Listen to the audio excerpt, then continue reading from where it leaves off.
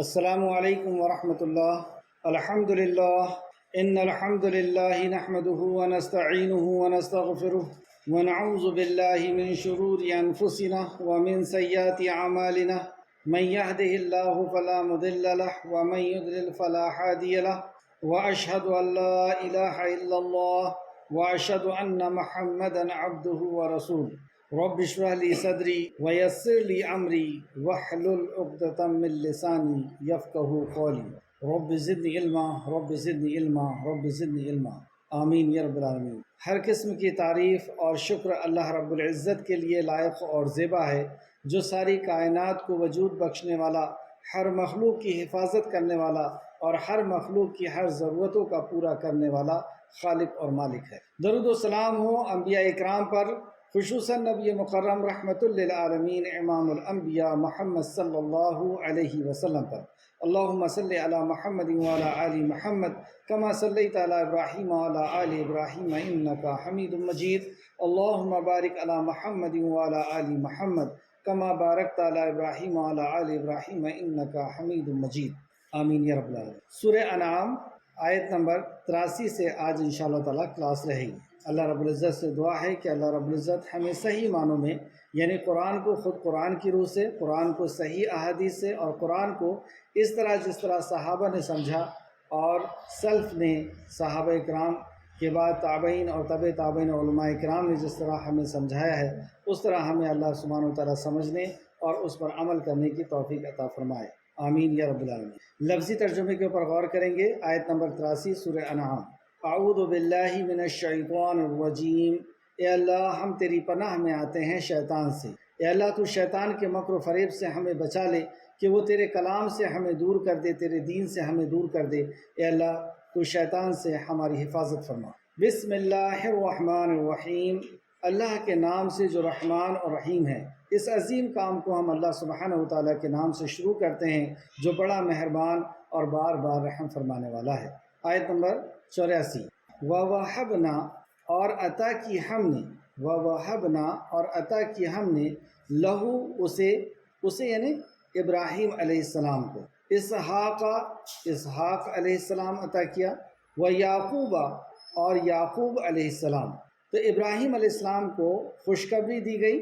بیٹے کی بھی اور پوتے کی بھی۔ اسحاق آپ کے بیٹے ہیں، اور اسحاق علیہ السلام کے بیٹے یعقوب علیہ السلام۔ وَيَعْقُوبَ، اور یعقوب علیہ السلام۔ کُلًّا، ہر ایک کو، ہدینا، ہدایت دی ہم نے، وَنُوحًا، اور نوح علیہ السلام کو، ہدینا، ہدایت دی ہم نے، من قبل، اس سے قبل۔ اور ابراہیم علیہ السلام سے قبل نوح علیہ السلام کا بھی اللہ رب العزت نے ذکر کیا۔ ابراہیم علیہ السلام کے پہلے نوح علیہ السلام جو وقت کے نبی تھے، ہدینا، ہدایت دی ہم نے،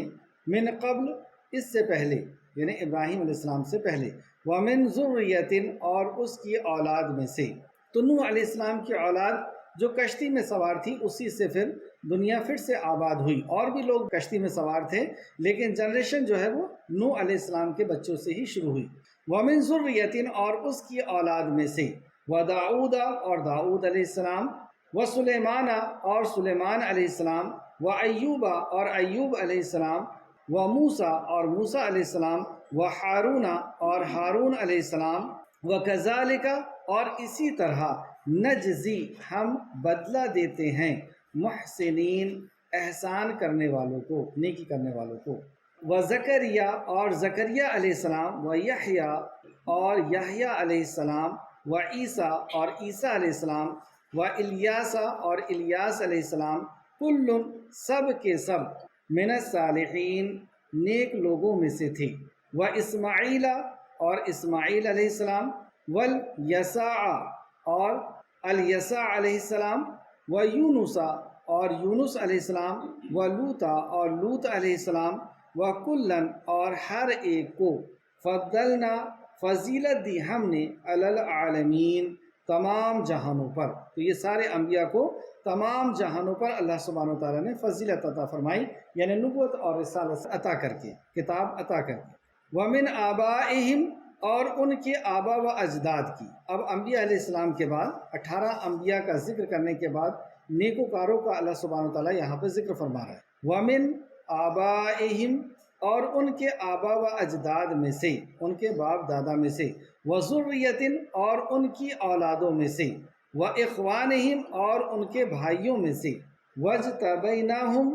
اور چن لیا ہم نے انہیں، وہدیناہم اور ہدایت دی ہم نے انہیں، الی صراط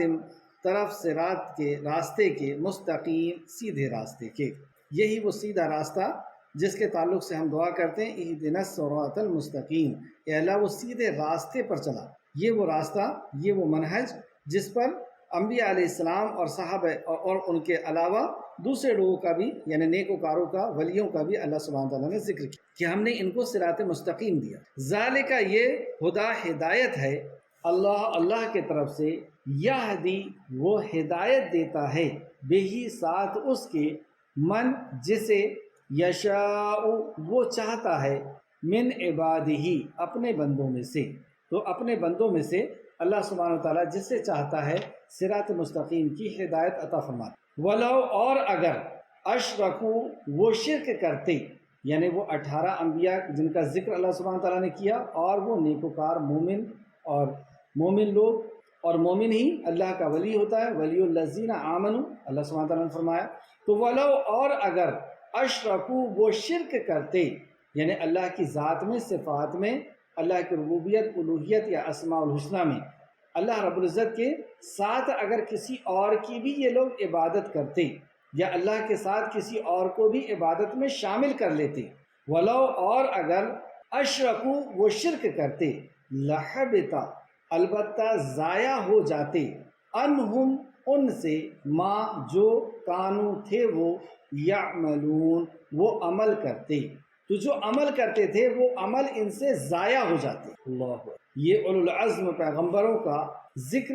جبکہ یہ اولو العزم پیغمبر توحید کے داعی تھے، شرک کو ختم کرنے کے لیے آئے تھے اور ساری زندگی یہی کیا۔ یہاں پر بتانے کا مقصد یہ ہے کہ تم اپنے آپ کو ابراہیم، مکی صورت ہے، اور مکہ کے لوگ اپنے آپ کو ابراہیم علیہ السلام کے ماننے والے کہتے تھے، ابراہیم علیہ السلام کے دین پر اپنے آپ کو کہتے تھے، اور ابراہیم علیہ السلام کے ساتھ اور بھی انبیاء علیہ السلام کا اللہ رب العزت نے ذکر کر کے کہ تم اپنی نسبت انبیاء علیہ السلام سے کر کے اور اپنے آپ کو یہ سمجھتے ہو کہ ہم بچ جائیں گے، اگر تم نے شرک کیا تو تمہاری ساری نیکیاں اللہ رب العزت ختم کر دے۔ اولئک یہی لوگ ہیں، الذین وہ جو، آتیناہم الکتابہ دی ہم نے انہیں کتاب، والحکمہ اور حکمت، والنبوۃ اور نبوت، فإن پھر اگر، یعنی ہم نے تمہیں کتاب دی، حکمت دی، نبی دیا، فإن پھر اگر، یکفر کفر کرتے ہو، بہا اس کا، ہؤلاء یہ لوگ حضرت ابن عباس رضی اللہ عنہ فرماتے ہیں ہؤلاء سے مراد مکہ کے لوگ ہیں۔ تو مکہ کے لوگوں کو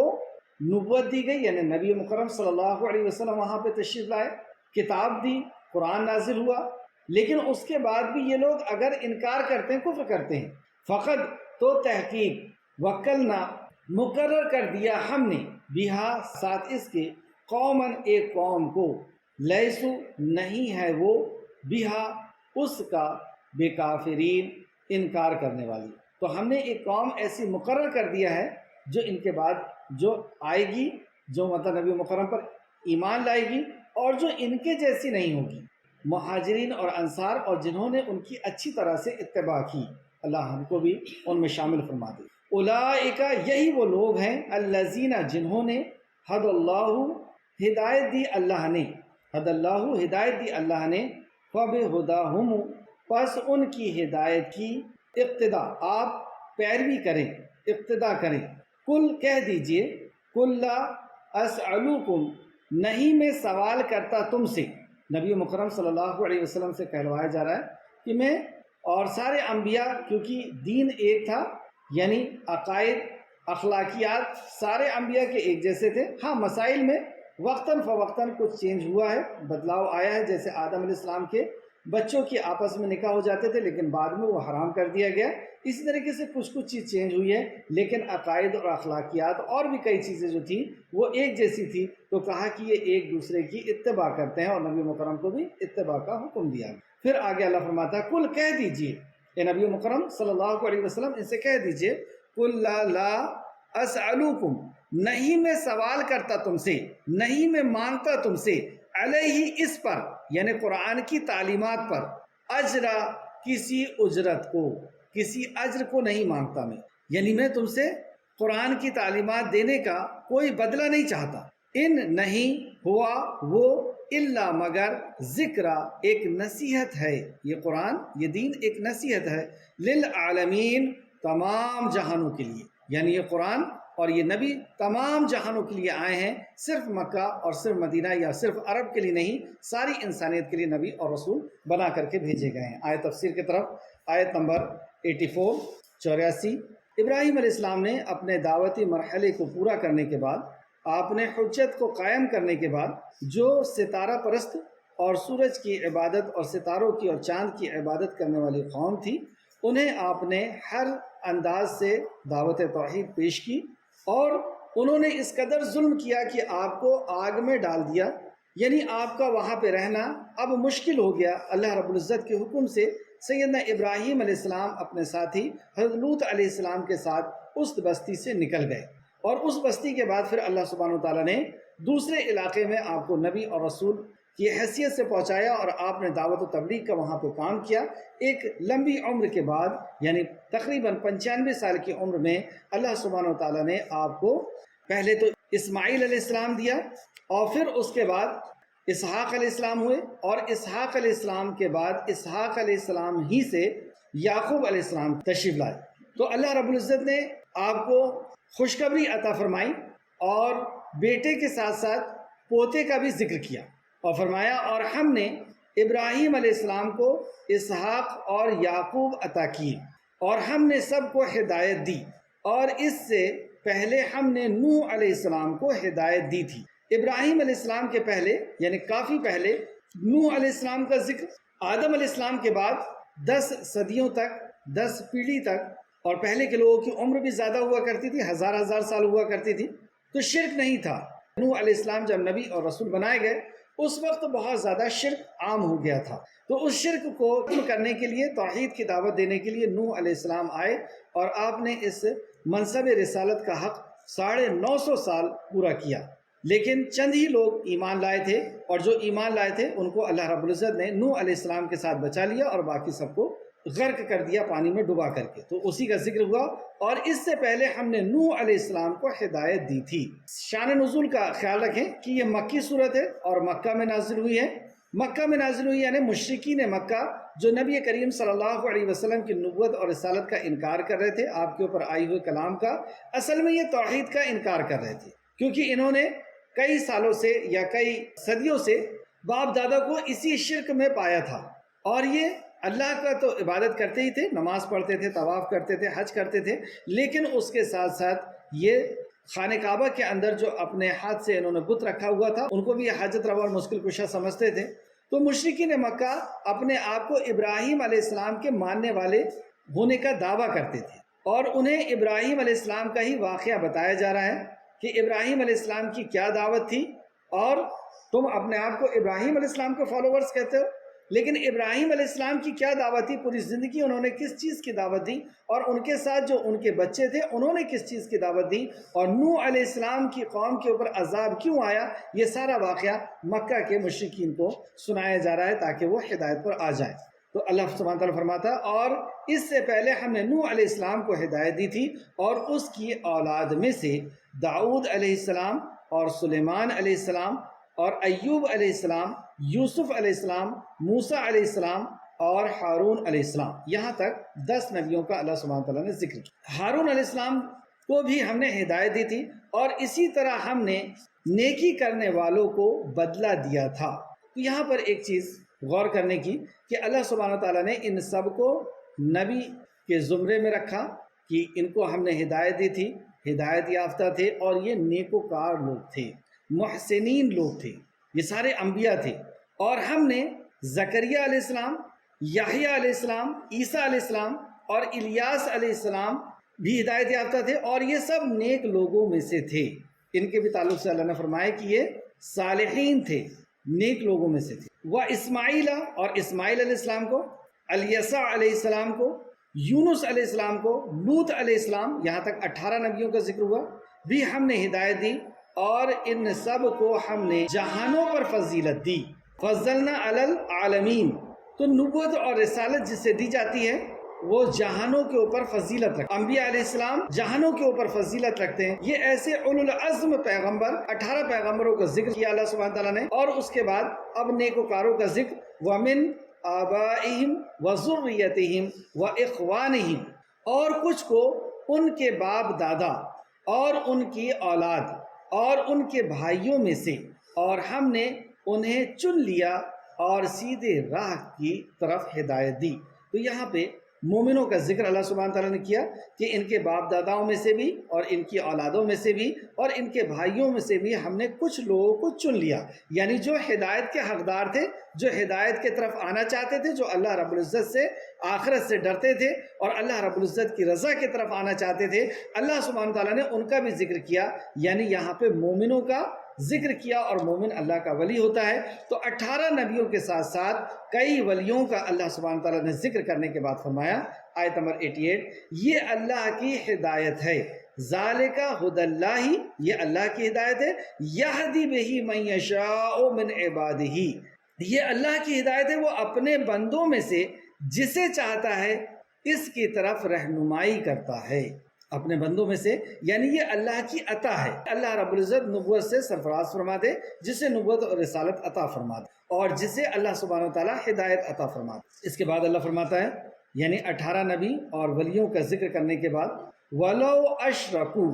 اور اگر یہ شرک کرتے. شرک کہتے ہیں اللہ کی عبادت کرنا اور اللہ کے حق کو اللہ کے علاوہ دوسروں کو بھی دینا. جیسے کوئی شخص نماز، روزہ، حج، زکوٰۃ بھی کرتا ہے، صدقہ اور خیرات بھی کرتا ہے، اور علم کو لوگوں تک بھی پہنچاتا ہے، اور بھی دین کے بہت سارے کام کرتا ہے، لیکن ساتھ میں وہ اللہ کا حق کسی اور کو بھی دیتا ہے، یا تو اللہ کی ذات میں، یا اللہ رب العزت کی صفات میں، یا اللہ کی عبادت میں. اللہ کی عبادت میں یعنی عبادت کے 2 حصے ہیں، ایک پرستش اور دوسرا اطاعت. تو پرستش وہ جیسے سجدہ کرنا، رکوع کرنا، یا دعا کرنا، یا منت ماننا، یا طواف کرنا، رکوع کرنا، اس قسم کے اور بھی جو چیزیں، حاجت روا اور مشکل کشا کسی کو سمجھنا، ضرورت کا پورا کرنے والا، مصیبت کو دور کرنے والا کسی کو سمجھنا، یہ تو ہو گیا عبادت میں. اور اسی طریقے سے اطاعت یعنی حرام اور حلال کا حق اللہ کے علاوہ کسی اور کو دے دینا. جیسے عیسائیوں نے سورہ توبہ آیت نمبر 31 میں اللہ نے فرمایا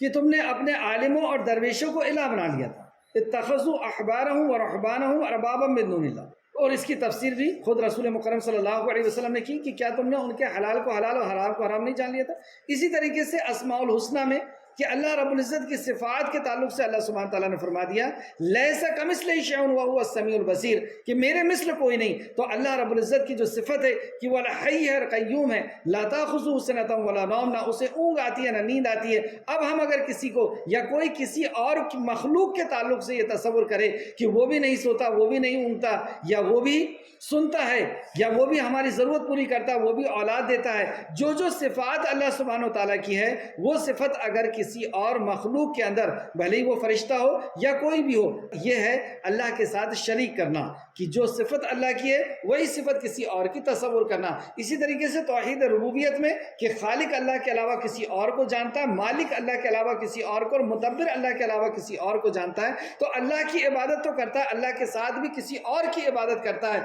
یہ کتنا قوی اور کتنا خطرناک جرم ہے. حالانکہ یہ جرم انبیاء علیہ السلام سے نہیں ہوتا. اور کیسے ہو کہ انبیاء علیہ السلام کو تو اللہ سبحانہ وتعالیٰ نے منتخب کیا ہے اور پہنچایا ہی اس لیے ہے، ان اعبدوا اللہ واجتنبوا الطاغوت، کہ ایک اللہ کی عبادت ہو. اور طاغوت یعنی ہر قسم کے شرک کا انکار. طاغوت لفظ عربی لفظ ہے، اور اس کا مطلب ہر وہ شرک جو اللہ رب العزت کی ذات، صفات اور عبادت کے ساتھ ہوتا ہے، ان سب پر یہ بولا جاتا ہے کہ ہر قسم کے شرک کو ختم کرنے کے لیے انبیاء علیہ السلام آئے تھے. انبیاء علیہ السلام شرک یہ اس طریقے کی بات ہے، آپ اس کو بھی نوٹ کر لیں. جیسے کہ اللہ سبحانہ تعالیٰ نے فرمایا سورہ زخرف آیت نمبر 81 کے اندر، کہہ دیجئے کہ اگر رحمان کی اولاد ہوتی تو میں سب سے پہلے اس کی عبادت کرنے والا ہوتا. یہ اس قسم کی بات ہے کہ اگر رحمان کی اولاد ہوتی تو میں سب سے پہلے اس کی عبادت کرنے والا ہوتا، رحمان کی اولاد کی. تو یہ ہو نہیں سکتا، اور یہ تھا بھی نہیں. اسی طریقے سے سورہ زمر آیت نمبر 4 میں اللہ رب العزت نے فرمایا، اگر اللہ کسی کو اپنا بیٹا بنانا چاہتا تو اپنی مخلوق میں سے جس کو چاہتا انتخاب کر لیتا، اگر بنانا چاہتا تو۔ گویا کہ اللہ رب العزت نے یہ فیصلہ نہیں فرمایا اپنی ذات کے لیے، اور اس کی ذات ہر قسم کے عیب سے پاک ہے نہ، اور یہ عیب ہے اولاد رکھنا ونش چلانے کے لیے یا بڑھاپے کے سہارے کے لیے اولاد رکھنا۔ تو اللہ سبحانہ و تعالیٰ نے یہاں پر اسی انداز میں بات کیا کہ اگر یہ نبی ایسا کرتے، جیسے یہاں پہ کہا اگر اللہ کسی کو اپنا بیٹا بنانا چاہتا تو اپنی مخلوق میں سے کسی کا انتخاب کر لیتا، اسی انداز میں یہاں فرمایا اور اگر وہ لوگ شرک کرتے تو جو وہ عمل کرتے تھے برباد ہو جاتے۔ یعنی ان سے تو شرک نہیں ہوا اور نہ ان سے ہو سکتا تھا، یہ توحید کو قائم کرنے کے لیے آئے تھے، ان سے شرک نہیں ہوتا، لیکن ان کو سامنے رکھ کر کے بات کی جا رہی ہے کہ ایسے اولو العزم پیغمبر اور ایسے بڑے اعمال ان کے کس قدر نہیں قربانیاں دی ابراہیم علیہ السلام نے، اسحاق علیہ السلام، یعقوب اور جتنے بھی انبیاء علیہ السلام کا یہاں پہ ذکر ہوا، کس قدر بڑے عمل ہیں ان کے، اور ہم اپنے عمل کا جائزہ لے لیں کہ ہمارے کیسے اعمال ہیں اور کتنے عمل ہیں ایمان کی حالت میں اخلاص کے ساتھ کہ صرف اللہ کی رضا کے لیے اور نبی مکرم صلی اللہ علیہ وسلم کے طریقے کے اوپر عمل کرنے ہوئے۔ ایسے عمل جو تھوڑے بہت بھی ہیں اور جو بھی عمل جس کے بھی ہیں، اگر اس نے عمل کے ساتھ ساتھ شرک کر لیا تو اس کے سارے اعمال برباد ہو جائیں گے، یہ اللہ نے فرمایا۔ اور اگر وہ لوگ شرک کرتے تو جو وہ عمل کرتے تھے برباد ہو جاتے۔ تو ان کے عمل برباد، تو ہم کہاں پہ لگتے ہیں ان کی لائن؟ صحابہ کے تعلق سے نبی مکرم صلی اللہ علیہ وسلم نے فرمایا کہ میرے ایک ادنا صحابی سے بڑھ کے کوئی اگر احد پہاڑ کے برابر بھی سونا خرچ کرے تو میرے ایک صحابی جو ایک مد یا آدھا مد یعنی ایک مٹھی یا آدھا مٹھی خرچ کرے گا تو اس کے برابر نہیں ہو سکتا۔ تو ہمارے اعمال کتنے ہی بڑے ہوں، اس عمل کا وزن اتنا نہیں ہو سکتا جتنا صحابہ اکرام کا۔ یہ ہے اس حدیث کا مفہوم کہ صحابہ کے بعد آنے والے لوگ اگر احد پہاڑ کے برابر بھی سونا خرچ کریں گے تو میرے صحابہ کے ایک مد یعنی ایک مٹھی کے برابر بھی ان کا وزن نہیں ہو سکتا۔ اس قدر اخلاص، اس قدر ایمان اور اس قدر نبی مکرم کی سنت کا پاس و لحاظ رکھ کر کے صحابہ اکرام عمل کرتے تھے۔ تو ان کے عمل اتنے وزنی ہیں تو انبیاء علیہ السلام کے عمل کا کیا اندازہ لگا سکتے ہیں، اور انبیاء علیہ السلام کی کیسی کیسی قربانیاں۔ تو اللہ رب العزت نے ان کو سامنے رکھ کر بزرگان دین کو بھی اور انبیاء علیہ السلام کو بھی سامنے رکھ کر کے کہہ دیا کہ اگر یہ بھی شرک کرتے، حالانکہ ان سے شرک نہیں ہو سکتا تھا، یہ بھی اگر شرک کرتے تو ان کے اعمال برباد ہو جاتے۔ شرک ایک ایسا قبیح اور ایسا خطرناک جرم ہے جو انسان کو تباہ کر کے رکھ دیتا۔ دوسرے جرم جیسے کوئی شخص اگر چوری کرے، زنا کرے، مرڈر کرے تو اس کی پچھلی نیکیاں ختم نہیں ہوتی، یا وہ دوسری نیکی کر رہا ہے تو وہ نیکی قبول نہیں ہوگی، ایسا نہیں ہے کہ وہ نیکی کر رہا ہے نیکی قبول نہیں ہوگی یا پچھلی نیکی اس کی ختم ہو گئی۔ جیسے کسی نے چوری کر لیا تو پچھلے سال اس نے حج کیا تھا تو حج اس کا ختم ہو جائے گا، اس کا اجر ختم ہو جائے گا، ایسا بالکل نہیں ہے۔ لیکن شرک ایسا گناہ ہے کہ پچھلی نیکیوں کو یہ ختم کر دیتا ہے، اور پچھلی نیکی کتنی ہی بڑی کیوں نہ ہو، کتنے ہی اخلاص کے ساتھ، ایمان کے ساتھ، اللہ کی رضا کے لیے کی کرنے والی سنت کے ساتھ ہو، لیکن شرک ایسا گناہ ہے کہ جو پچھلی نیکیوں کو ختم کر کے رکھ دے۔ یعنی اللہ کی عبادت تو کر رہا ہے، اللہ کے ساتھ کسی اور کو بھی اللہ کا حق دے رہا ہے، کسی دھاگے کو، کسی پتھر کو، کہ یہ انگوٹھی ہے، یہ حقیق ہے، یہ فلاں ہے، یا کسی بھی قسم کا وہ شرک کر رہا ہے تو اس کی نیکی جو ہے ختم ہو جائے گی۔ اللہ رب العزت ہم سب کو ایسے شرک سے بچائے۔ اس تعلق سے سورہ زمر میں بھی اللہ سبحانہ تعالیٰ نے فرمایا، سورہ زمر آیت نمبر 65 کے اندر اللہ فرماتا ہے اور بلا شبہ، یعنی اس میں کوئی شک نہیں، اور بلا شبہ اے نبی مکرم صلی اللہ علیہ وسلم آپ کے طرف اور ان پیغمبروں کے طرف جو آپ سے پہلے ہو چکے ہیں، یعنی سارے انبیاء علیہ السلام کو اللہ سبحانہ تعالیٰ نے یہاں پہ ذکر کی اور نبی مکرم سے بات کو شروع کی۔ اور بلا شبہ یعنی اس میں کوئی شک نہیں کہ نبی صلی اللہ علیہ وسلم آپ کے طرف اور ان پیغمبروں کے طرف جو آپ سے پہلے ہو چکے ہیں یہی وہی بھیجی گئی کہ اگر تم نے شرک کیا تو تمہارے اعمال برباد ہو جائے، تباہ ہو جائے، یعنی سارے اعمال کو ختم۔ تو کتنا ضروری ہے ہمارے لیے توحید کا جاننا اور کتنا ضروری ہے شرک کا جاننا۔ ایک طرف سارے اعمال ہیں، نماز، روزہ، حج، زکوٰۃ اور صدقہ و خیرات، حسن سلوک، رشتہ داروں کے ساتھ، پڑوسیوں کے ساتھ، گراہک کے ساتھ، ساری قسم کی نیکی، اور دوسرے طرف توحید، اور اس توحید کے اندر اگر شرک کی آمیزش ہو گئی، شرک اگر مل گیا تو ان ساری نیکیوں کو وہ ختم کر کے رکھ دے۔ اسی وجہ سے بھی آپ دیکھیں کہ پہلے توحید کا ہی ذکر ہوا ہے مکہ کے اندر، جتنی بھی آیتیں نازل ہوئیں توحید، آخرت، رسالت، عقائد کے اوپر ہی پورا وہی نازل ہوتی رہی، یعنی یہی سلیبس نازل ہوا کہ یہ تمہارا ٹھیک ہو جائے، توحید صحیح ہو جائے، شرک کو جان لو، شرک سے بچ جاؤ۔ اور اس کے بعد جب مدینہ تشریف لے کے گئے تو اب توحید کے ساتھ ساتھ، عقیدے کے ساتھ ساتھ مسائل بھی آنا، احکام آنا شروع ہوئے کہ اب تمہارے اوپر نماز فرض ہے۔ پہلے بھی نماز پڑھتے تھے، فرض نہیں ہوئی تھی۔ مکی زندگی کے آخری دور میں جب آپ معراج پہ تشریف لے گئے صلی اللہ علیہ وسلم، اس وقت نماز جو ہے 5 وقت کی فرض ہوئی، اور اس کے بعد پھر روزہ، پھر حج، پھر زکوٰۃ، اور پھر جتنی بھی چیزیں تھیں، پردہ اور جتنی بھی چیزیں تھیں، وہ سب توحید کے بعد فرض ہوئی۔ اس لیے اللہ سبحانہ تعالیٰ آپ دیکھیں گے کہ جب بھی کسی احکام کا حکم دیتا ہے تو کہتا ہے یا ایھا الذین آمنوا، اے وہ لوگو جو ایمان لائے ہو، پھر کہتا ہے تم صلاۃ پڑھو، پھر کہتا ہے زکوٰۃ دو، پھر اس کے بعد ہی مسائل کا اللہ رب العزت مطالبہ کرتا ہے۔ عمل کا مطالبہ توحید کے بعد اللہ سبحانہ تعالیٰ کرتا ہے، اور توحید کے پہلے توحید کا مطالبہ۔ سورہ نساء کی پہلی آیت میں اللہ سبحانہ تعالیٰ نے فرمایا بسم اللہ الرحمن الرحیم یا ایھا الناس اتقوا ربکم الذی خلقکم من نفس واحدۃ وخلق منها زوجها وبث منهما رجالا كثيرا ونساء واتقوا الله الذی تساءلون به والارحام ان اللہ کان علیکم رقیبا۔ یا ایھا الناس کہہ کر کے اللہ رب العزت لوگوں سے جب خطاب کرتا ہے تو لوگوں سے مطالبہ ایمان کا کرتا ہے کہ اللہ سے ڈرو جس نے تم کو ایک جان سے پیدا کیا، یعنی تمہارے باپ کو آدم کو، اور اس سے اس کی بیوی بنا کر کے دنیا میں پھیلا دیا۔ عام لوگوں سے، ناس سے اللہ سبحانہ تعالیٰ ایمان کا مطالبہ کرتا ہے، اور ایمان جب لا لیتے ہیں تب اس کے بعد اللہ رب العزت مسائل کا حکم دیتا ہے۔ تو مکہ کے اندر صرف عقیدے کی آیتیں اور اخلاقیات کی باتیں ہوئیں، اور اس کے بعد جب ایمان آ گیا تو اس کے بعد پھر عمل کی بات ہوئی۔ تو اس سے بتانے کا میرا مقصد صرف یہ ہے کہ ہم پہلے عقائد کی معلومات حاصل کریں، توحید کی معلومات حاصل کریں، شرک کو جانیں، اس کے ساتھ ساتھ پھر اگر ہم عمل کرتے ہیں تو وہ عمل ہمارا قابل قبول ہے، ورنہ اللہ رب العزت قبول نہیں کرے گا اور پچھلے اعمال کو بھی تباہ اور برباد کر دے گا۔ اس کے بعد اللہ سبحانہ تعالیٰ نے فرمایا آیت نمبر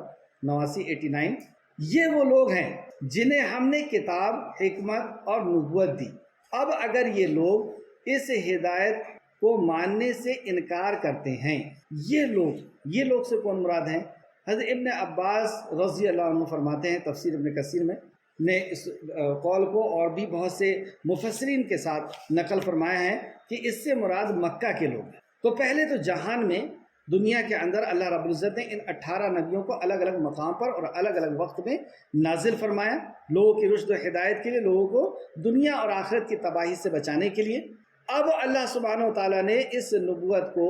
مکہ کے اندر پہنچایا، تو اللہ فرماتا ہے یہ وہ لوگ ہیں جنہیں ہم نے کتاب دی، مطلب مکہ کے وہ لوگ ہیں کہ اب ان کے اوپر کتاب آئی ہے، حکمت آئی ہے، اس کی تفسیر آئی ہے، اور نبوت آئی ہے، یعنی نبی مکرم صلی اللہ علیہ وسلم آئے ہیں مکہ کے اندر۔ اب اگر یہ لوگ اس ہدایت کو ماننے سے انکار کرتے ہیں، کفر کرتے ہیں، تو بے شک ہم نے اس کے لیے ایسی قوم تیار کی ہے۔ اگر یہ مکہ والے انکار کر دیتے ہیں تو ایسا نہیں ہے کہ اللہ سبحانہ وتعالیٰ کسی کا محتاج ہے، اور ہم بھی سمجھ لیں کہ اللہ رب العزت ہمارا اور کسی کا بھی، اللہ رب العزت تو غنی ہے، کہ ہم یہ سمجھ رہے ہیں کہ ہم مسلمان ہیں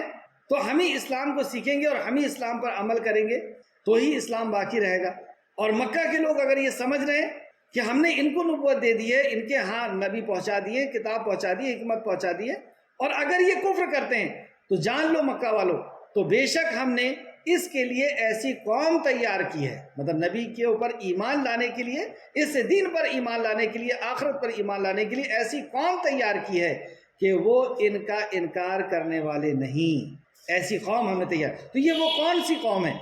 جو اللہ رب العزت نے تیار کر کے رکھی ہے؟ اگر یہ مکہ والے ایمان نہیں لائیں گے تو یہ ایمان لے کر کے آئیں گے اور ان کے جیسے وہ نہیں رہیں گے۔ یہ کون سے لوگ ہیں؟ تفسیر ابن کثیر جلد نمبر 2 صفحہ نمبر 489، یعنی یہ وہ مہاجرین اور انصار ہیں اور قیامت تک کے لیے ان کی پیروی کرنے والے، یہ وہ لوگ ہیں جن کا ذکر اللہ سبحانہ تعالیٰ نے کیا کہ ہم ایسے لوگوں کا مقرر کر رکھے ہیں، یہ وہ مہاجرین اور انصار ہیں، اور مہاجرین اور انصار کی اچھی طرح اتباع کرنے والے یہ وہ لوگ ہیں۔ تفسیر ابن کثیر اس کے تعلق سے فرماتے ہیں، اللہ سبحانہ تعالیٰ سے دعا ہے کہ اے خالق مالک، تو اپنے رحم و کرم سے، اپنے فضل سے ہم لوگوں کو بھی ان میں شامل فرما دے، آمین یا رب العالمین۔ آیت کو پھر سے سماعت فرمائیں، یہ وہ لوگ ہیں جنہیں ہم نے کتاب، حکمت اور نبوت دی تھی۔ اب اگر یہ لوگ اس ہدایت کو ماننے سے انکار کرتے ہیں تو بے شک ہم نے اس کے لیے ایسی قوم تیار کی ہے کہ وہ ان کا انکار کرنے والی نہیں۔ یہ پہلے ان کو بتا دیا گیا مکہ والے۔ یہ لوگ ہیں جنہیں اللہ نے ہدایت دی ہے، یہ وہ لوگ ہیں جنہیں اللہ سبحانہ وتعالیٰ نے ہدایت دی ہے، لہٰذا اور ہدایت بہت قیمتی اور سب سے زیادہ قیمتی چیز۔ جب بندہ اللہ کی بارگاہ میں کھڑے ہو کر کے اقرار کرتا ہے الحمدللہ رب العالمین، کہ ہر قسم کی تعریف اور شکر اے خالق مالک تیرے لیے ہے، تو سارے عالم کا رب ہے، تو سارے عالم کا خالق ہے، اور رحمان الرحیم، تو ہی رحمان ہے، تو ہی رحیم ہے، تیرے علاوہ کوئی رحمان کوئی رحیم نہیں، کیونکہ یہ اسماء الحسنی ہے اور اللہ کے اسماء کے جیسے اللہ رب العزت کی صفات کی جیسی کوئی اور صفت نہیں ہو سکتی۔ تو ہی رحمان ہے، تو ہی رحیم ہے، اور رحمان مالک یوم الدین، تو بدلے کے دن کا مالک ہے۔ جب بندہ اس بات کا اقرار کر لیتا ہے اور یہ جب کہتا ہے ایاک نعبد و ایاک نستعین، اب اس نے اپنی پیدائش کے حق کو ادا کر دیا اور اپنی رب کی بارگاہ میں ہاتھ باندھ کر کے کھڑا اور کہہ رہا ہے کہ ایاک نعبد، میں تیری ہی عبادت کرتا ہوں اور تجھی سے مدد چاہتا ہوں، یہ عبادت ہی تو ہماری پیدائش کا مقصد ہے۔ وما خلقت الجن والانس الا لیعبدون، کہ میں نے نہیں پیدا کیا انس اور جن کو مگر اس لیے کہ وہ میری عبادت کریں۔ اب بندے نے ہاتھ باندھ کر کے اقرار کر لیا کہ میں تیری ہی عبادت کرتا ہوں، تیری بھی نہیں، تیری بھی یہ شرک ہے۔ ساری مخلوق کا رب ہونے سے انکار، خالق اور مالک ہونے سے انکار، خالق اور مالک صرف اور صرف اللہ، تیری ہی عبادت کرتا ہوں اور تجھی سے مدد چاہتا ہوں، ہر قسم کی مدد، ہر قسم کی ضرورت اور مصیبت کا دور کرنا تجھی سے چاہتا ہوں۔ نبی مکرم صلی اللہ علیہ وسلم فرماتے ہیں اس کا جواب اللہ سبحانہ وتعالیٰ دیتا ہے، مسلم شریف کی حدیث، اس کا جواب اللہ رب العزت دیتا ہے کہ میرے بندے کے لیے ہے، اب وہ جو مانگے اسے عطا کیا جائے گا۔ کیا مانگ سکتا تھا بندہ؟ اللہ سبحانہ وتعالیٰ نے سکھایا یہ مانگ لے، اس سے بڑی کوئی اور چیز نہیں، اور وہ ہے ہدایت، ہدایت کا مل جانا۔ یعنی ہدایت کیا ہے؟ ہدایت ہے عمل کی توفیق، وہ علم جو اللہ رب العزت کے طرف سے آیا ہے اس علم کا، اور اس پر ایمان اور اس پہ عمل کی توفیق۔ تو یہ ہدایت کے تعلق سے یہاں پہ اللہ نے فرمایا یہ وہ لوگ ہیں جنہیں اللہ نے ہدایت دی، لہٰذا اے نبی مکرم صلی اللہ علیہ وسلم آپ بھی ان کے طریقے کی پیروی کیجیے۔ یعنی یہاں پہ انبیاء علیہ السلام کا ذکر کیا گیا کیونکہ سارے انبیاء کا دین ایک ہی تھا، یعنی عقائد اور اخلاقیات۔ کہیں کہیں مسائل کے اندر وقت کے حالات کے اعتبار سے اللہ رب العزت نے کچھ چیزوں کو چینج کیا، ورنہ عقائد اور دین جو ہے وہ سب کا ایک تھا۔ تو اللہ رب العزت نے کہا کہ لہٰذا اے نبی آپ بھی ان کے طریقے کی پیروی کیجیے، کیونکہ طریقہ اللہ کی طرف سے اور ایک ہی ہے۔ اس تعلق سے امام بخاری نے بھی ایک حدیث لے کر کے آئے ہیں کہ رسول اللہ صلی اللہ علیہ وسلم کو اقتداء کا حکم دیا گیا تھا، پیروی کا حکم دیا گیا تھا۔ بخاری شریف حدیث نمبر 4632۔ پھر اس کے بعد اللہ فرماتا ہے کہہ دیجئے میں اس پر تم سے کوئی اجر نہیں مانگتا، اس پر یعنی قرآن کی تعلیمات پر، قرآن کو تم تک پہنچانے پر، اللہ کی وحی کو تم تک پہنچانے پہ تم سے کوئی اجر نہیں مانگتا۔ اور یہی انبیاء علیہ السلام کی یا انبیاء علیہ السلام کے صحیح طریقے سے متبعین کی پہچان، دو پہچان جو سورہ یاسین میں بھی بتائی گئی کہ وہ تم سے اجر نہیں مانگتے، تم سے اس کا کچھ بدلہ نہیں چاہتے کہ تم ان کی عزت کرو یا دولت دے دو یا شہرت دے دو یا اونچی سیٹ دے دو یا ملک دے دو، تم سے وہ کچھ اجر نہیں مانگتے۔ اللہ کا پیغام لوگوں تک پہنچا رہے ہیں، اس کا اجر تو اللہ رب العزت دینے والا، وہ اللہ کی طرف سے آئے، اللہ نے منتخب کیا ہے، تو اجر تو اللہ رب العزت سے چاہیں گے۔ وہ دنیا والوں تم سے کسی قسم کا اجر نہیں مانگتے، نہ تم سے عزت کے طالب ہوتے ہیں، نہ تم سے کسی سیٹ اور عہدے کے طالب ہوتے ہیں، اللہ رب العزت نے عہدہ عطا فرمایا، اور نہ ہی تم سے کوئی دولت کا وہ سوال کرتے ہیں۔ ایک پہچان یہ، اور دوسری پہچان جو سورہ یاسین میں بھی بتائی گئی، وہ جو کہتے ہیں اس پہ عمل کرتے ہیں۔ ایسا نہیں کہ وہ صرف کہتے ہیں اور خود عمل نہیں کرتے۔ یہ صفت ہر اس شخص جو متبعی ہوتا ہے اور جو اس پیغام کو لوگوں تک پہنچانے والا ہوتا ہے، اس کے اندر یہ صفت کا ہونا بہت ضروری ہے۔ اللہ رب العزت آپ کے اور میرے، ہم سب کے اندر اس صفت کو ڈالے کہ ہم اس پیغام کو لوگوں تک پہنچانے کے پیچھے کوئی چاہ نہ رکھتے ہوں، دولت کی ہو، شہرت کی ہو، یا کسی مقام و مرتبے کی ہو، دنیا کی کسی بھی قسم کی کوئی چاہ نہ، صرف خالص اللہ رب العزت کی رضا کے لیے ہم اس پیغام کو پہنچانے والے ہو جائیں۔ اور دوسرا، ہم جو کہیں اس پر عمل کرنے والے ہو جائیں، کیونکہ اگر ہم کہہ رہے ہیں اور عمل نہیں کر رہے ہیں تو اس کا کوئی فائدہ نہیں ہوتا۔ یہی سورہ یاسین کے اندر جو 3 لوگ ایک بستی کے اندر گئے، 2 نبی کو اللہ نے پہنچایا، پھر تیسرے سے نبی کو پہنچایا، اور تینوں نبی کی بات کا انکار کیا، تو شہر کے کنارے سے ایک شخص دوڑتے ہوئے آئے، حبیب نجار، انہوں نے کہا کہ کی بات مان لو، یہ اللہ کے نبی ہیں اور اللہ کے نبی ہونے کی دلیل دیتے ہیں کہ ایسوں کی بات مان لو جو تم سے بدلہ نہیں چاہتے اور جو کہتے ہیں اس پہ عمل کرتے ہیں، تم سے بدلہ نہیں چاہتے اور جو کہتے ہیں اس پہ عمل کرتے ہیں۔ تو یہاں پہ نبی مکرم صلی اللہ علیہ وسلم نے اور بھی کئی جگہ فرمایا کہ میں تم سے بدلہ نہیں چاہتا ہوں، تو کہہ دیجئے میں اس پر تم سے کوئی اجر نہیں مانگتا، یہ تو تمام دنیا والوں کے لیے نصیحت ہے، ان ہوا الا ذکر للعالمین، یہ سارے عالم کے لیے۔ اس سے ایک بات پتہ چلی کہ نبی مکرم صلی اللہ علیہ وسلم صرف مکہ کے لیے، صرف عرب کے لیے نہیں، عالمین، تمام عالم کے لیے یہ نصیحت نامہ ہے۔ یہ قرآن اور نبی مکرم صلی اللہ علیہ وسلم کی نبوت اور آپ کی رسالت ساری کائنات کے لیے ایک نصیحت نامہ ہے۔ آیت نمبر 91، اور انہوں نے اللہ کی قدر نہیں کی جس طرح اس کی قدر کرنے کا حق ہے، وما قدر اللہ حق قدری، اور انہوں نے اللہ کی قدر نہیں کی، یعنی اللہ کی تعظیم نہیں کی، اللہ رب العزت کے مقام و مرتبے کو نہیں دیا، یعنی انہوں نے شرک کیا۔ اور کیوں کیا؟ اللہ کا حق کیوں نہیں ادا ہوا؟ کیونکہ اللہ کی پہچان نہیں، اللہ کو پہچانا نہیں، اس لیے اللہ سبحانہ و تعالیٰ، جو اللہ کی پہچان نہیں ہوگی تو اللہ رب العزت کا حق کیسے ادا ہوگا؟ تو یہاں پہ ایک شکوہ بندے سے، اور انہوں نے اللہ کی قدر نہیں کی جس طرح اس کی قدر کرنے کا حق تھا۔ جس وقت انہوں نے کہا اللہ نے کسی بشر پر کوئی چیز نازل نہیں کی، انکار کیا اپنے نبی کا، جبکہ نبی اللہ سبحانہ و تعالیٰ نے بنا کر کے پہنچایا، اور انکار کرنے کی وجہ یہ کیا بیان کرتے ہیں؟ جس وقت انہوں نے کہا اللہ نے کسی بشر پر کوئی چیز نازل نہیں کی، یعنی بشر اس لائق نہیں ہوتا، ان کا یہ کہنا ہے مشرکین مکہ کا، کہ اس کے اوپر شریعت نازل ہو، وہ نبی اور رسول بنا کر کے بھیجا جائے، تو کسی بشر کو نبی اور رسول نہیں بنایا جاتا، یہ ان کا کہنا تھا۔ اسی طریقے سے ایک اور قول جو سورہ بنی اسرائیل کے اندر اللہ رب العزت نے ذکر کیا، سورہ بنی اسرائیل آیت نمبر 94 اور 95، اور جب لوگوں کے پاس ہدایت آ گئی تو ان کے ایمان لانے سے اس کے سوا کوئی چیز مانا نہ ہوئی، یعنی اس کے سوا اور کوئی چیز رکاوٹ نہیں بنی، کہ انہوں نے کہا کیا اللہ نے آدمی کو رسول بنا کر بھیجا؟ یہ کہہ کر کے انہوں نے انکار کیا کہ آدمی کو رسول بنا کر کے بھیجا ہے اللہ رب العزت نے، ایسا نہیں ہو سکتا۔ کہیں یہ کہتے ہیں کہ ان کے ساتھ کوئی فرشتہ کیوں نہیں آ گیا، کہیں یہ کہتے ہیں کہ ہمیں یہ ہمارے مطالبے پہ معجزہ کیوں نہیں دکھاتے، کہیں یہ کہتے ہیں کہ یہ سردار کیوں نہیں ہے، یا کہیں یہ کہتے ہیں کہ ان کے پاس کوئی بہت بڑا باغ ہونا تھا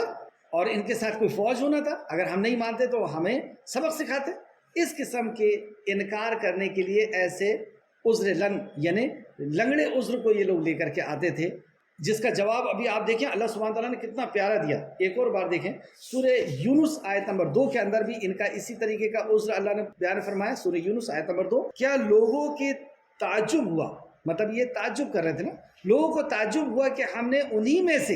یعنی آدم میں سے، انہی میں سے ایک مرد کی طرف وحی بھیجی کہ آپ لوگوں کو ڈرائے۔ اور بھی دوسرے مقام پر اللہ رب العزت نے بات بیان فرمائی ہے کہ ہم نے انہی میں سے رسول کو بھیجا ہے، لیکن انہوں نے اس بات کا ایسا کہہ کر کے انکار کرنے کے لیے کوئی اور چیز نہیں ملی ان کو کہ رسول اللہ کے کیریکٹر کے اوپر کوئی انگلی اٹھاتے یا کسی اور بات کے اوپر کوئی انگلی اٹھاتے، کچھ نہیں بن پڑا۔ یعنی یہ کہتے تھے اور ان کی بات خود ہی ان کے اوپر لوٹ آتی تھی، یہ آپس میں میٹنگ کرتے تھے اور کہتے تھے کہ ان کو ہم لوگوں کو روکنے کے لیے کہہ دیتے ہیں کہ یہ شاعر ہے، تو دوسرا انہی میں سے کہتا تھا کہ نہیں یہ جو کلام بیان کرتے ہیں یہ شعر و شاعری نہیں ہے، لوگ ہمیں جھوٹا سمجھیں گے۔ پھر دوسرا مشورہ دیتا ہے کہ اچھا ٹھیک ہے، ان کو دیوانہ کہتے ہیں، پاگل کہتے ہیں۔ پھر انہی میں کا ایک شخص کہتا نہیں ان کو پاگل نہیں کہہ سکتے، کیسے پاگل کہیں گے، یہ تو باشعور ہے۔ پھر ایک کہتا ہے کہ ان کو جادوگر کہہ دیتے ہیں، پھر دوسرا کہتا ہے کہ نہیں ان کو جادوگر اگر کہیں گے تو ہم جھوٹے کہلائیں گے کیونکہ ان کے پاس جادو کی ایسی کوئی چیز نہیں۔ تو یہ اپنی ہی بات میں، اور اس بات کو یہ لوگ کہتے بھی تھے،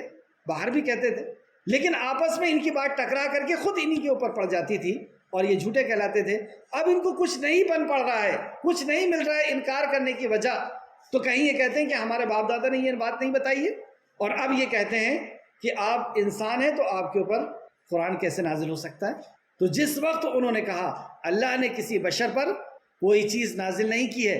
اب اللہ نے اس کا جواب دیا، دیکھیں جواب کتنا پیارا دیا، کہہ دیجئے پھر وہ کتاب کس نے نازل کی تھی جسے موسیٰ لائے تھے؟ موسیٰ علیہ السلام کے اوپر تو تم ایمان لاتے ہو، تو موسیٰ علیہ السلام کو کیوں نبی مانتے ہو پھر؟ اور اسی کے پہلے ابراہیم علیہ السلام کو بھی نبی مانتے ہو، انہی کے پیروکار اپنے آپ کو کہتے ہو۔ اور ابراہیم علیہ السلام کے اوپر بھی تو صحیفے آئے تھے، وہ بھی تو نبی تھے، وہ بھی تو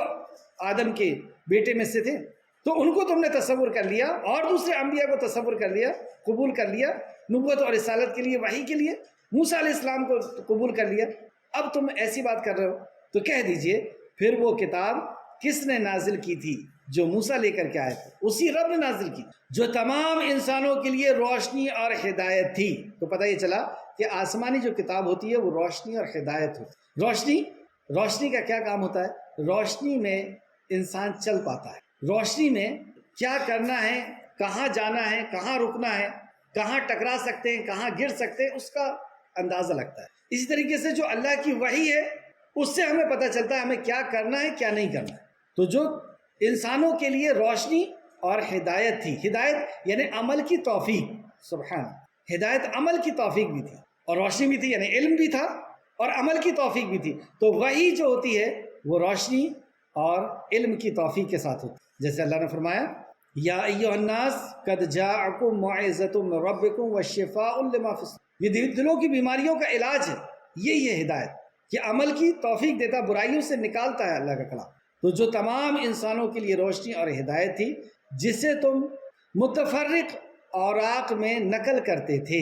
یہ وہی تو کتاب تھی جو موسیٰ علیہ السلام کو، اور متفرق اوراق میں یعنی الگ الگ جگہ میں تم اس کو نقل بھی کیا کرتے تھے، اس میں سے کچھ تم ظاہر کرتے ہو اور بہت سی بات کو چھپا لیتے۔ تو وہ کتاب تو آئی تھی، اس کا ذکر بھی اللہ نے کیا کہ وہ نور تھا، ہدایت تھی، لیکن اس میں سے تم نے بہت کچھ چھپا لیا اور بہت کچھ کو بیان کرتے۔ یہ ان کی برائی بیان کی جا رہی ہے کہ انہوں نے کچھ کو چھپایا اور کچھ کو بیان کرتا۔ ہم نے کیا کیا؟ ہم نے پورے کے پورا چھپا لیا، اکثر و بیشتر پورا کی پورا ہی کلام چھپا دیا، نہ اس کو خود پڑھنا ہے نہ لوگوں تک پہنچانا۔ انہوں نے کچھ کو چھپایا تھا اور کچھ کو بیان کیا۔ تو ان کے اوپر وعید نازل ہوئی تھی جو سورہ بقرہ میں بھی ہم پڑھ کر کے آ چکے ہیں کہ جو وحی اللہ رب العزت نے نازل کی تھی اس کا اگر کسی نے چھپایا ہے تو اس کے اوپر اللہ کی لعنت ہے اور تمام لعنت کرنے والوں کی لعنت، اللہ کی طرف سے عذاب ہے اور تمام لعنت کرنے والوں کی لعنت۔ یہ بنی اسرائیل کے لیے کہا گیا تھا کیونکہ انہوں نے کچھ بات کو چھپایا تھا اور کچھ کا اعلان کیا۔ اور اس طریقے سے سورہ بقرہ کی آیت نمبر 85 میں بھی کہا کہ تم نے بعض پر ایمان لایا اور بعض کا انکار کیا، یعنی چھپا لیا، اس کو انکار کر دیا، تو کیا ہو تمہاری سزا کہ تمہیں دنیا میں بھی ذلت کی مار ماری جائے اور آخرت میں بھی ذلت کی مار ماری جائے۔ تو یہاں فرمایا اس میں سے کچھ تم ظاہر کرتے ہو اور بہت کچھ کو تم چھپا لیتے۔ ایک تو چھپانا یہ ہے کہ اس کا بیان کرنے سے اس کو چھپا، اور کیا چھپایا تھا انہوں نے؟ رسول اللہ صلی اللہ علیہ وسلم کی نشانیوں، آپ کی پہچان کو چھپا، اور وہ چیز چھپائی تھی جو ان کو برداشت نہیں ہوتی تھی، جیسے زنا کی سزا چھپا لی انہوں نے، یا کچھ لوگوں کے لیے کچھ سزا، کچھ لوگوں کے لیے کچھ سزا کی گدھے کے اوپر الٹا بٹھا کر کے کالا پوت کر کے گھما دو، بس یہ زنا کی سزا۔ اور اسی طریقے سے اور بھی جو چیزیں ان کو مشکل نظر آتی تھی اس کو انہوں نے چھپا لیا، اور جو چیزیں ان کو کرنے کا دل ہوتا تھا جیسے شراب وغیرہ پینے کا اس کو داخل کر دیا۔ تو اس طریقے سے انہوں نے کیا تھا، اللہ نے اسی کا ذکر کیا، اور اس میں سے کچھ تم ظاہر کرتے ہو اور بہت کچھ چھپا لیتے ہو، اور اس کتاب کے ذریعے سے تمہیں وہ علم دیا گیا تھا جو نہ تمہیں حاصل تھا اور نہ تمہارے باپ دادا کو۔ اب اس کتاب نے وہ جو تمہاری پرانی کتاب، پہلے جو کتاب آئی تھی توریت اور انجیل، اس کے اندر سے جو تم نے چھپا لیا تھا، اب اس کو اس نے کمپلیٹ کر دیا، یہ مفہوم نکلا۔ اور اس کتاب کے ذریعے سے تمہیں وہ علم دیا گیا تھا جو نہ تمہیں حاصل تھا اور نہ تمہارے باپ دادا کو حاصل۔ وہ علم تم کو عطا کیا گیا تھا لیکن تم نے اس کی قدر نہیں کی، تم نے اس کا انکار کیا۔ تو جان لو اللہ رب العزت کے پاس اس کے بندوں میں کوئی کمی نہیں ہے۔ اللہ رب العزت نے ایسے لوگوں کا انتخاب کر رکھا ہے کہ جو اللہ رب العزت قیامت تک ان لوگوں کو منظر عام پر لاتا رہے۔ اور وہ کون ہیں؟ سابقون اور اولون، یعنی مہاجرین اور انصار، اور جنہوں نے ان کی اچھی طریقے سے اتباع کی۔ کہہ دیجئے، آگے اللہ فرماتا ہے قل اللہ، کہہ دیجئے اللہ نے نازل کی تھی، پھر انہیں ان کے حال پر چھوڑ دیجئے، وہ اپنی نکتہ چینی میں کھیلتے رہیں۔ اب آپ نے تو ان کو پیغام پہنچا دیا، اب ان کو ان کے حال پر چھوڑ دیجئے۔ اب یہ اپنی نکتہ چینی میں، یعنی کہ یہ نبی کو ہم اس وجہ سے نہیں مانیں گے کہ ان کے ساتھ فرشتہ کیوں نہیں آیا، یا یہ بادشاہ کیوں نہیں ہے، یا ان کے پاس باغ کیوں نہیں ہے، یا یہ انسان کیوں ہیں، یا اس قسم کی جو بھی یہ نکتہ چینی کر رہے ہیں، جو بھی باتیں کر رہے ہیں، ان کو بات کرنے دیجئے، ان کو چھوڑ دیجئے۔ یہ اللہ نے فرمایا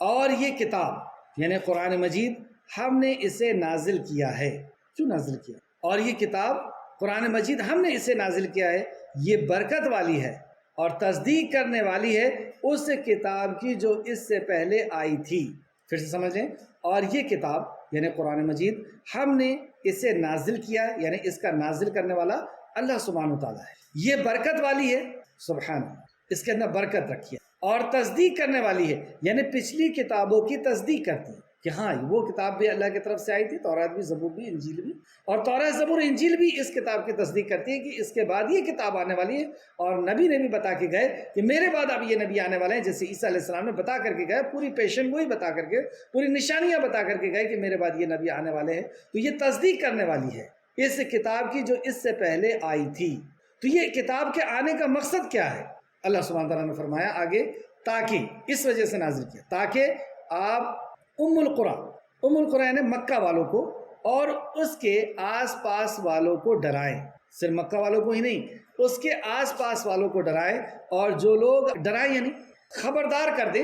ان کے نیک عمل کی خبر دے دیں۔ شاہد و مبشر و نذیرہ، کہ آپ شاہد بنا کر کے بھیجے گئے، مبشر اور نذیر، خوشخبری سنانے والا اور نذیر ڈرانے والا، یعنی جس نے نبی مکرم کی بات پر ایمان لے آیا،